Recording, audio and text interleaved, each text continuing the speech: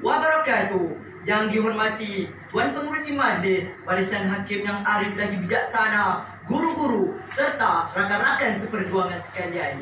Berdirinya pokok kerana akarnya, berdirinya rumah kerana tiangnya. Berdirinya saya di pagi yang mulia ini adalah untuk menyampaikan sebuah syarahan yang bertajuk Keluarga Bahagia, Negara Sejahtera.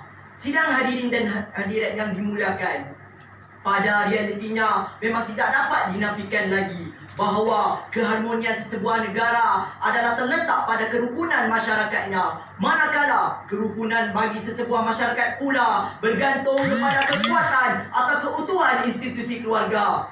Dalam hal ini, Islam telah mengajar umatnya kaedah membina keluarga yang bahagia dan penyayang supaya dapat memperbaiki keadaan hidupnya, mengenal hak dan kewajipan dalam pergaulan supaya manusia beruntung di dunia dan di akhirat.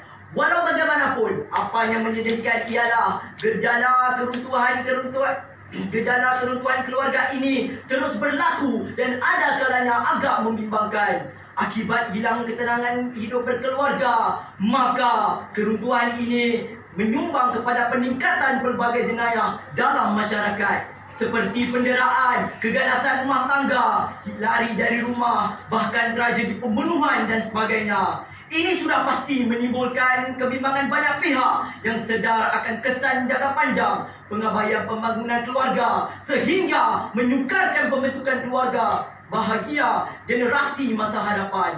Persoalannya, mengapakah perkara ini boleh berlaku? Kenapa institusi keluarga yang ada pada masa kini tidak mampu mengekalkan keharmonian, keamanan dan kedamaian rumah tangga? Apakah yang menyebabkan keluarga bahagia yang diidamkan pada mulanya berakhir dengan keruntuhan? Ya, tidak lain dan tidak bukan ialah disebabkan oleh faktor kelemahan nilai takwa yang menjadi syarat utama dalam pembinaan sebuah keluarga dan tunjang kepada kekuatan dalam masyarakat.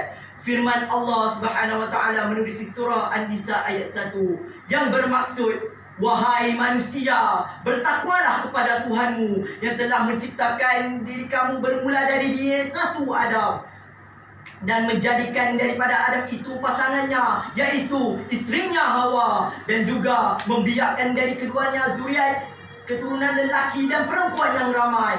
Dan bertakwalah kepada Allah Subhanahu wa taala yang kamu selalu meminta dengan menyebut-nyebut namanya, serta peliharalah hubungan silaturahim kaum kerabat, kerana sesungguhnya Allah itu sentiasa memerhati dan mengawasi kamu. Hadirin dan hadirat sekalian, laporan statistik Jabatan Kehakiman Syariah Malaysia 2012-2014 menunjukkan berlaku peningkatan pendaftaran perceraian setiap tahun dalam tempoh 3 tahun. Selain itu, statistik mangsa keganasan rumah tangga AKRT bagi tahun 2015 pula merekodkan seramai 557 orang wanita yang telah menjadi mangsa keganasan rumah tangga, berbanding 33 orang adalah lelaki yang disebabkan oleh perselisihan faham dan sikap panas baran. Manakala pihak polis pula melaporkan sebanyak 1,592 kes yang berkaitan dengan remaja yang lari dari rumah akibat menghadapi masalah keluarga. Ingin saya bertanyakan kepada kalian semua, apakah statistik ini masih belum membuatkan kita rasa gerun, takut dan bimbang mengenai masa hadapan institusi keluarga di negara kita ini? Dalam konteks ini, suami isteri dan ibu bapa tidak boleh mencuaikan tanggungjawab mereka. Mereka sewajarnya memikulnya dalam menjalankan amanah perkahwinan yang dijanji setiakan sebagaimana yang dicontohkan oleh kehidupan berkeluarga baginda Rasulullah SAW dan para sahabat. Firman Allah Subhanahu wa taala menerusi surah Al-Ahzab ayat 21 yang bermaksud, demi sesungguhnya adalah bagi kamu pada diri Rasulullah itu contoh ikutan yang baik, yaitu bagi orang yang sentiasa mengharapkan redha Allah dan balasan baik hari akhirat, serta ia pula menyebut dan mengingati Allah sepanjang masa, tidak kira waktu senang maupun waktu susah. Hadirin dan hadirat yang dihormati sekalian, sebagai ibu bapa, usahalah kita lupa akan perkara asas dalam membina sebuah keluarga bahagia. yaitu cinta dan kasih sayang kepada seluruh ahli keluarga. Percayalah, pada hari ini kita terlalu sibuk dengan urusan luar, dengan memberikan alasan untuk mencari rezeki. Namun kita lupa dan kita alpa bahawa ahli keluarga, terutamanya anak-anak, bukan sahaja memerlukan wang ringgit, sebaliknya mereka memerlukan lebih dari itu, yaitu kasih sayang dan perhatian daripada kita sebagai ibu bapa yang tidak ternilai dan tidak boleh digantikan dengan wang ringgit.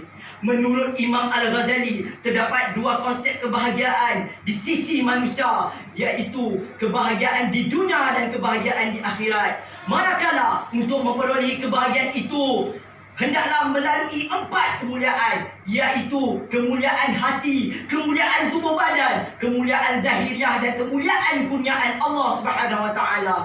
Justru Islam menggariskan satu ketetapan bahawa untuk memperolehi kesejahteraan dan kebahagiaan, setiap manusia perlu mendahulukan akidah atau ketakwaan berbanding perkara yang lain.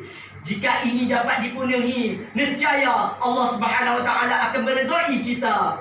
Firman Allah Subhanahu wa taala menerusi surah Al-Baqarah ayat 201 yang bermaksud, dan di antara mereka pula ada yang berdoa, "Wahai Tuhan kami, berilah kami kebahagiaan di dunia dan kebahagiaan di akhirat, dan peliharalah kami dari azab api neraka-Mu."